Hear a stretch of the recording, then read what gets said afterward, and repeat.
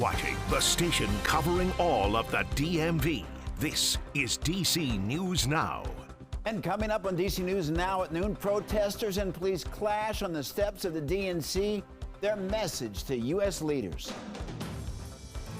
And folks, we have a lot of sunshine out there this afternoon, but it's not so nice in parts of the region. We'll explain why here in just a bit. All right, Damon, thank you. And later, cold and flu season already here. DoorDash is making home prescription deliveries a lot easier. How they're helping you stretch your dollar. Good afternoon, and thank you for joining us for the news at noon. I'm Mark Hall. A ceasefire demonstration outside of the Democratic National Committee headquarters led to a clash between protesters and police. Several Democratic representatives and candidates were inside the building for a campaign reception yesterday when the confrontation happened. Our Tosin Fakile is outside DNC headquarters with more on how things played out. This was the latest show of overflowing tensions over that war between Israel and Hamas. These plastic candles covered most of the ground outside here at the DNC headquarters. It was pretty chaotic on Wednesday night. People blaming police for what happened, while police say people were violently protesting. You can see in the video protesters with ceasefire shirts on, locking arms as they were met by police. Protesters had said they wanted to block entrances and exits to make politicians see the candlelight vigil and listen to calls for a ceasefire in the war between Israel and Hamas. U.S. Capitol Police say about 150 were illegally and violently protesting. Protesters who spoke to DC News Now say that wasn't the case, that they were there to remember the thousands of lives lost on both sides of the war. That is the irony of it all, that we came to honor the deaths. We came out here because we know that our electeds are here. The people we voted in, the people that we elect into office, we knew that they would be here. And we feel like we haven't been listened to since October 7th. It really goes to show how hard the Democratic Party is trying to ignore the calls of masses of Americans who are calling for a ceasefire. Officials say 6 officers were reportedly treated for injuries. We're told one person was arrested for assaulting an officer. Protesters say what happened here Wednesday night adds fuel to the rage people feel about this war. We're outside the DNC headquarters. I'm Tosin Fakile. Back to you. Tosin, thank you. Students at George Washington University are rallying after a group was suspended. The university banned the group Students for Justice in Palestine from campus activities for 90 days. Last month, the group projected images on the side of the school library saying that your tuition is funding genocide in Gaza.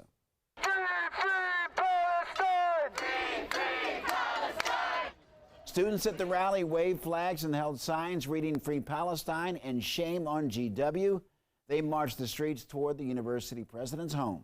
I think it's really important to show solidarity with these students, especially students that are being wrongly suspended for speaking out against, genocide. It's adding more hate. It's dividing the students. There's a free speech argument to it. I just think as someone who was on campus and remembers that day, there's a line to be crossed, and I think that line was crossed.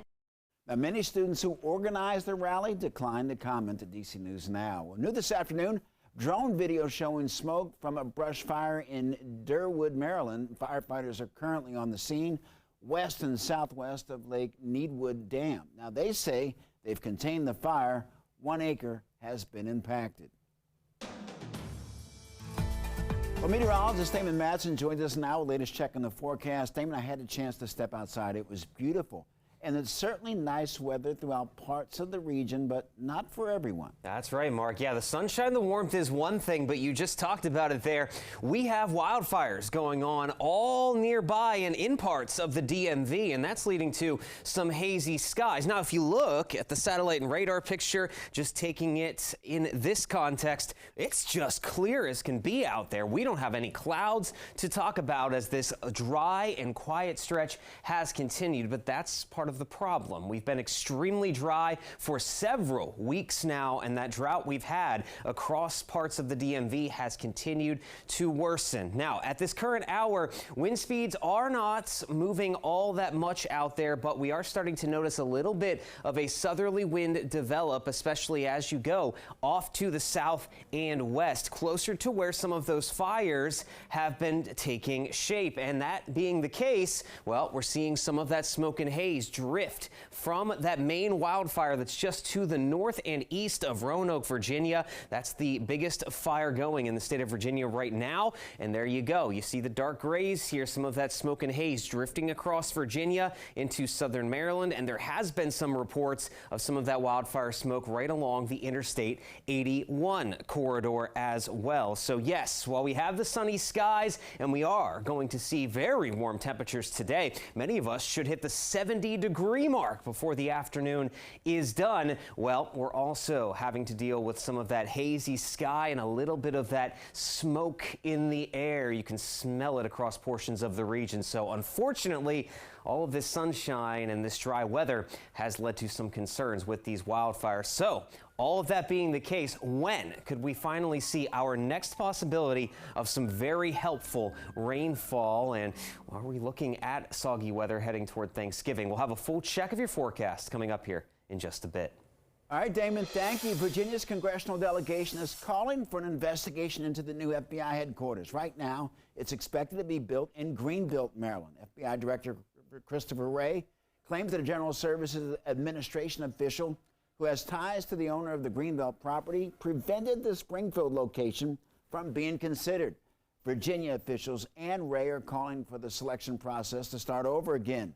Maryland officials say Greenbelt is the best option in terms of location and cost.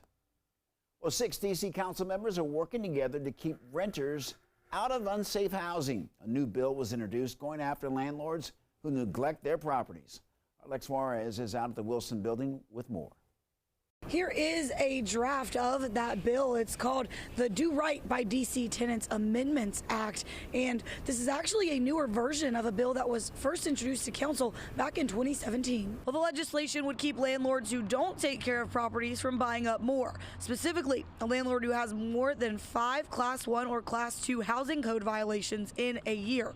These violations are considered the most severe housing code infractions, and they're as follows: pose imminent dangers to safety or health, fail to repair an unsafe structure, allow health and safety nuisances, have unlawful quantities of lead, and lack adequate heat or ventilation. Now, this won't be permanent for these landlords. They eventually could be allowed to buy property in the district again. First things first, they have to clear up any of the infractions, violations, and be cleared from those. After that, they can't get any more violations for a whole year. In Washington, I'm Lex Juarez, DC News Now. Lex, thank you. Crossing over to Maryland, Montgomery County commuters voicing their concerns yesterday over the I-270 corridor and American Legion Bridge. Back in August, Maryland Governor Wes Moore announced that the program would improve transit for drivers, pedestrians, and bikers. It would also improve the American Legion Bridge. Commuters say the updates are long overdue. That bridge is over 60 years old, and it's getting to the place where we have to make real decisions about how we move forward with its future. I've driven in it. I don't like it. It's dangerous, and it's frustrating. Well, the next open house for the project scheduled for December 2nd from 10 a.m. until noon at the Wooten High School cafeteria.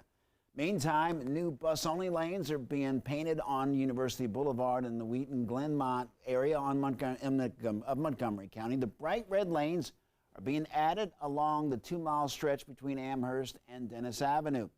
The county says that this will lead to quicker bus service in that area. The project scheduled to wrap up early next month. Well, in Virginia, the Commonwealth Transportation Board is working to reduce congestion around the Fairfax County Parkway and Pope's Head Road. The $49 million project will replace an existing traffic light with triple roundabouts. Now, this is a mock-up of what the interchange will look like once it's finished. The project will also build a path connecting the Parkway Trail to the future Patriot Park and install a sidewalk along Pope's Head Road and add an acceleration lane for drivers. Construction on the interchange expected to be completed in late 2026.